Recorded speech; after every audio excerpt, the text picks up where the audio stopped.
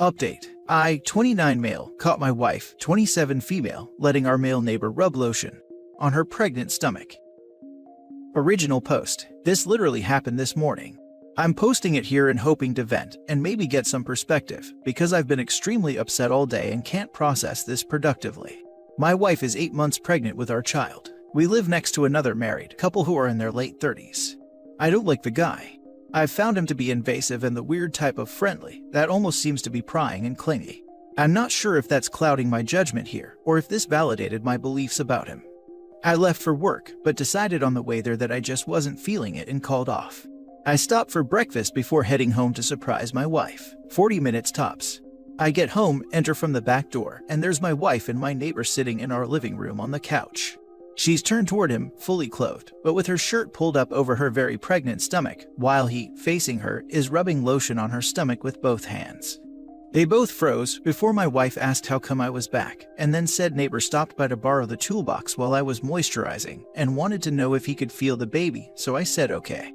I told him to get out before I put him out, and he left immediately. I tried to stay calm and talk to her and get the whole story. Neighbor's wife is apparently infertile, which is the first time I heard of it, which is amazing considering the guy never shuts up about his personal woes, and that he wanted to feel the baby. That's her story, and she's sticking to it. That's not good enough for me. My thought process is that there's a big freaking difference between feeling a baby for 10 seconds and coming into our home and rubbing lotion on my wife's stomach. If it was some close friend of ours, I might understand. But I dislike the guy, and my wife has never expressed any sort of closeness to him aside from passing pleasantries, and she's not the type to let anyone she isn't close to put their hands on her. So, in the span of a day, the guy goes from being a distant acquaintance of hers at best, to her deciding to invite him in and let him rub her. I also find it convenient that he showed up that early, right after I went to work, very shortly after his own wife also left for work. And he's never came over asking to borrow anything of mine before, yet 9:30-ish in the morning, and he urgently needs a toolbox. I don't believe my wife, and this is the first time my trust in her hasn't been strong enough. I don't believe her story because it makes no sense. When I told her I'd be mentioning this to his wife, she was adamant I don't, as not to make more of it than it is. If it was innocent, what more is there to make? And even if nothing more is going on, I'm not okay with what I just seen. I'm not okay with him rubbing my unborn child in my home without me there. I know it's her body and her choice, but I'm not okay with this. It would be one thing to feel the baby kick, but he was sitting reclined, comfortably on our sofa, rubbing lotion on her, with both leaned into their private conversation. I'm trying really hard to figure out how to express the fact I don't believe her story without causing stress that it'd be dangerous for her or our baby. I don't want to pick a fight with her at this stage of her pregnancy, but at the same time, my mind is spinning and I'm not cool with what happened. Any advice would be appreciated. Now for the top advice before reading the first update. Worst case scenario is she's been cheating with him and it's his baby.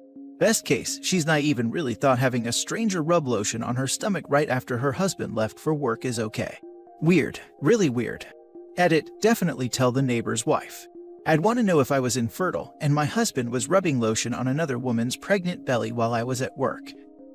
I'm 7 months pregnant and married, and I'm telling you right now, no other man is going to touch my bare belly, especially rub lotion on it. It's too intimate, and I would feel like I'm betraying my husband. Plus, you are right, it's weird, really weird. 15 weeks pregnant here, and same, definitely same. Not pregnant, but a man with a big belly, and I too would think it would be weird if my neighbor's husband rubbed lotion on my belly. You need to find out by the other wife what the husband was repairing with your toolbox. Probably BS. Possibly this isn't in the US, but people usually borrow a specific tool, not a toolbox. This is exactly what jumped out at me. Borrow the toolbox sounds like a very made-up thing by a woman that doesn't mess with tools. No one needs to borrow a toolbox, they have a specific task they need a specific tool for. Toolbox is BS story, but he should divorce her if she's lending his tools behind his back. You never touch a man's tools. That's a cardinal sin. As this is relationship advice, we're obligated to inform you that paternity testing can now be done prenatally. That's right, you can get a paternity test done at as early as 8 weeks gestation, using only blood from your wife. It's called the NIPP, or non-invasive prenatal paternity test. You're welcome. Also, communication, counseling, blah blah blah. Good luck. Only her reaction to a paternity test can tell a lot about what's going on, so I second this comment. Now for the first update. I'm only posting this update due to the amount of support I've gotten, as well as the numerous requests to do so. I didn't expect the response I got, and I've unfortunately seen it referenced on other subs, so I'm choosing to confront it. Most of you were right. Congratulations. I read through all of your replies and spoke to friends and stewed for a day. My wife stuck to her story, apologized for making me uncomfortable, and assured me it wouldn't happen again. The guy even decided to leave a handwritten note in the mailbox specifically apologizing as well. I still didn't feel better, and the consensus was that I should speak to my neighbor's wife, who were going to call Sally. So that's what I did. I watched my neighbor leave for work, then called my mother-in-law to come take my wife for a lunch and a girl's date so she could get out of the house. I left as usual for work, called off again, and went to stay with a friend. Got a text from my wife around noon telling me she was with mother-in-law and would be back by dinner. Went back home and knocked on Sally's door. The guy decided to tell Sally I kicked him out and caused a scene about not wanting either of them speaking to us anymore because I was angry about him helping my wife. Come to find out, both Sally and him have been going over to my house while I was away busy for the past few weeks, as my wife had approached her and asked if they would be willing to lend a hand with chores she could no longer do alone. Sometimes Sally went over and did small tasks, or just hung out, sometimes both, sometimes just the guy. Wife told her I knew and was fine with it, and that's why she was confused when her husband told her his BS about me being mad. She showed me where she texted my wife, has her number not mine, to clarify and ask if she was welcome over, and my wife hasn't replied, and since I don't often see Sally or socialize with them, she just assumed her husband was telling the truth. She also admitted that she noticed her husband and my wife becoming fast friends and figured it was due to the pregnancy, but thought it was his way of dealing with their own inability to have kids, so she wrote it off. I told her what I walked in on. I told her about the tools, which ended up being BS too. Came to the same conclusions. Both cried. Both hugged for the first time. Both took turns denying and accepting and talking each other down. Took a walk around the block together and conspired. She planned to call her husband at work and say that my wife messaged her, confessing to the two of them having an affair and seeing what happened. Went back to my friends. Started having major panic attacks thinking I messed up, that I was about to ruin my marriage, worrying I might be wrong. A bit later, and I get a call from my wife screaming at me to find a way to leave work and come home. So I go home. The guy called her telling her what Sally told him. She told me I was crazy, I was a piece of trash, that she was considering leaving me, everything. Having a panic attack thinking I just ruined my entire life over nothing, while also trying to calm her down for the baby's sake, I impulsively told her that if she was leaving, I'd still be requesting a DNA test. And that's when it all came down. Entire tone changed. Pleading, begging, apologizing, hyperventilating, holding me. Asking me how I found out while denying anything happened. I told her it would be okay and asked if she'd talk to me if we went for a drive. She agreed, took us to a parking lot and we talked. Told her if there was any chance of anything happening, she needed to tell me what was happening because I already knew a lot. She had slept with him a handful of times before she was pregnant, and our baby might not be ours. He had been coming by and doing daddy duties once in a blue moon, in case it's his, and said they haven't slept together in months. She said we could move away, that it's ours no matter what, and that he had manipulated her. Admitted she lied to Sally to justify him going over for daddy duties. I asked her if she could stay with mother-in-law for a few days while I calmed down.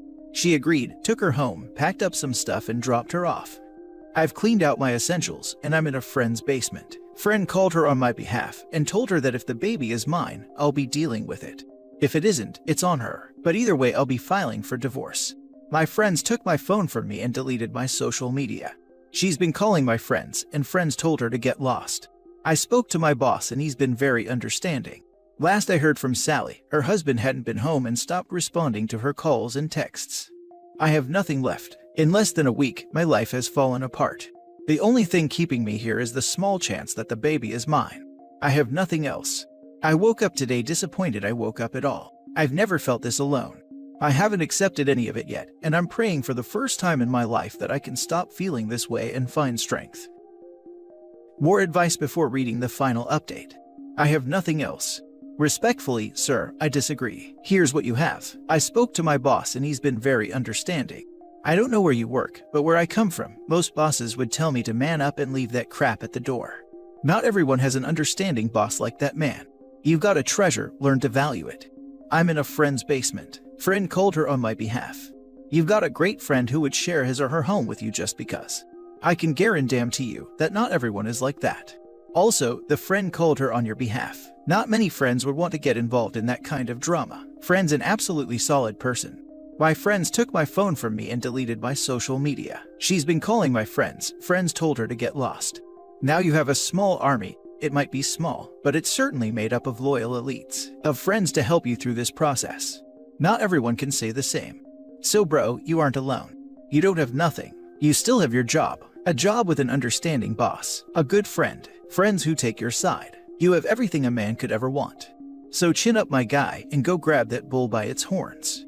Life may look like a black hole right now, but it is always darkest right before the dawn. You know what else OP has? The freaking moral high ground. The knowledge that whatever is going on, it's not anything that he did wrong or didn't do. He got screwed over by other people, but can hold his head high. It was incredibly brave of you to confront this, and very kind to let us know. One day at a time, dude, one day at a time. Next up, prenatal paternity test. But wow, I don't see this marriage surviving even if it's yours. Hugs. If you see this OP, focus on yourself going forward.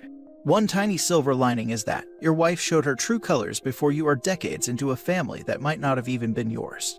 There's lots of grieving to do with all this loss, but know you'll be a better person for having the chance to start a real family with someone who you can trust. Good luck, man.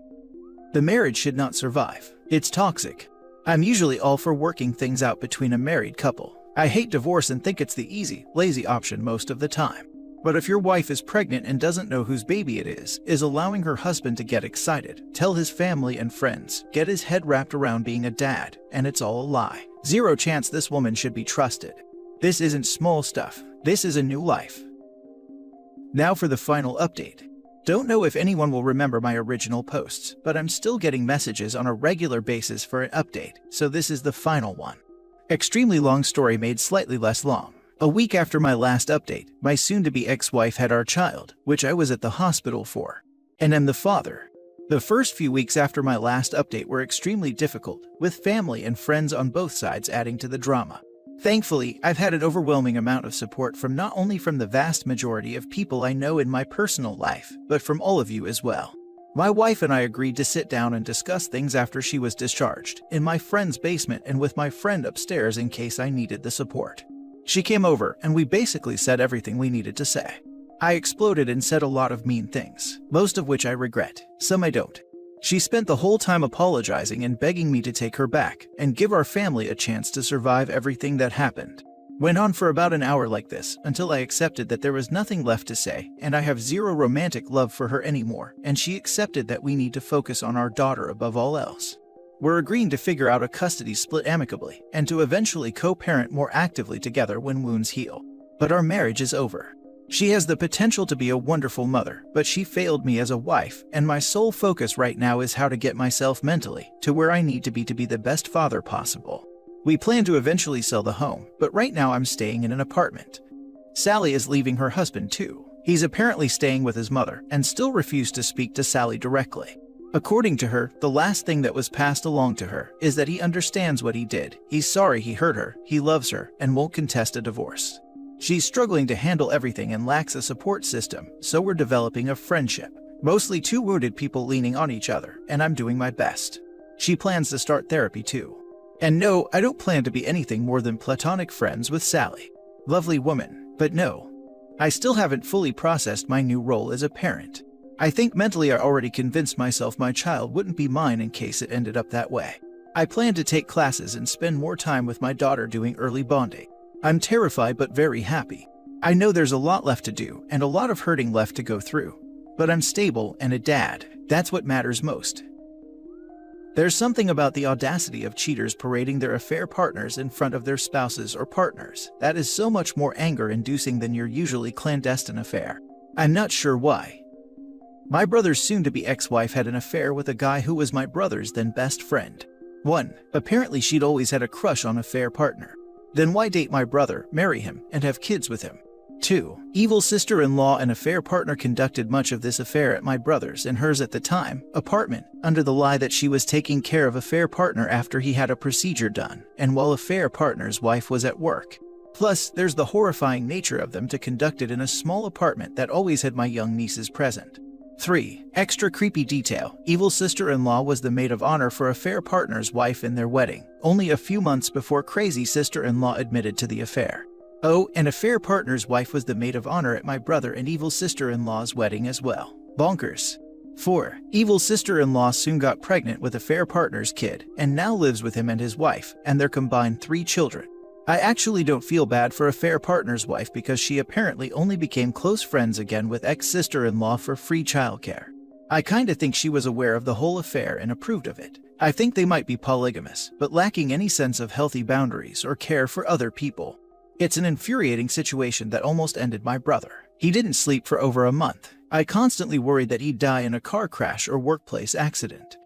My poor nieces, years on, don't always cope well with the implosion of their birth family. Divorce has dragged on for 2.5 years. There are other bonkers details, but I'm running on.